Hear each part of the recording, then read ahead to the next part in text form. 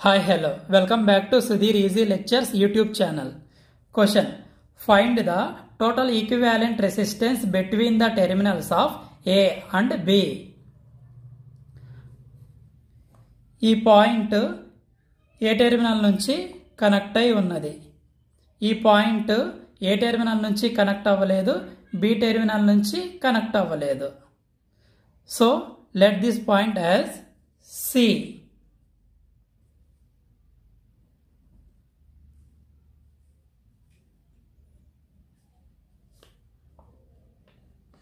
ఏ terminal, C terminal, B terminal. కాంప్లెక్స్గా ఉన్న ఈ నెట్వర్క్ని సింపుల్గా డ్రా చేసుకుంటున్నాను.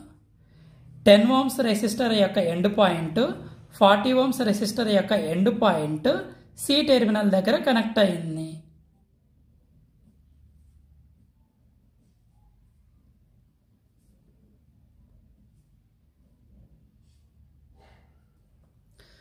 టెన్ ohms రెసిస్టర్ యొక్క స్టార్టింగ్ పాయింట్, 40 ohms రెసిస్టర్ యొక్క స్టార్టింగ్ పాయింట్స్ ఏ టెర్మినల్కి కనెక్ట్ అయి ఉన్నాయి. So 10 ohms and 40 ohms resistors ప్యారల్లో కనెక్ట్ అయి ఉన్నాయి. సి టెర్మినల్కి బి టెర్మినల్కి 12 ohms రెసిస్టర్ కనెక్ట్ అయి ఉన్నది.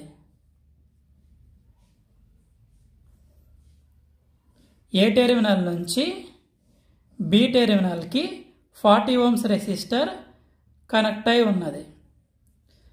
ప్యారలల్లో ఉన్న 10 ohmsని 40 ohmsని రిజల్టెంట్ వాల్యూని ఫైండ్ అవుట్ చేద్దాం. 10 into 40 by 10 plus 40 50. 0 0 cancels. 5 ones, 5 twos, 2 fours are 8.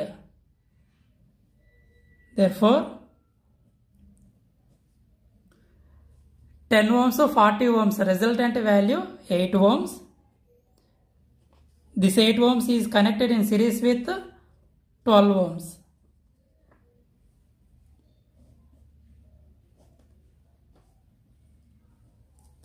Eight ohms 12 ohms సిరీస్లో కనెక్ట్ అయి ఉన్నాయి. 8 plus 12 20 ohms.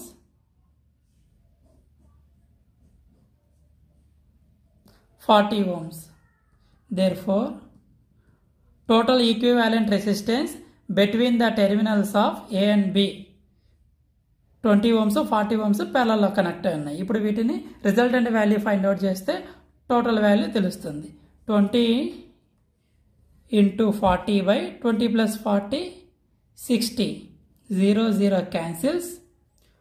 2 2s are 4, 2 3s are 6.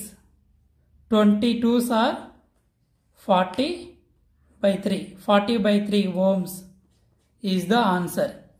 Thank you for watching my video.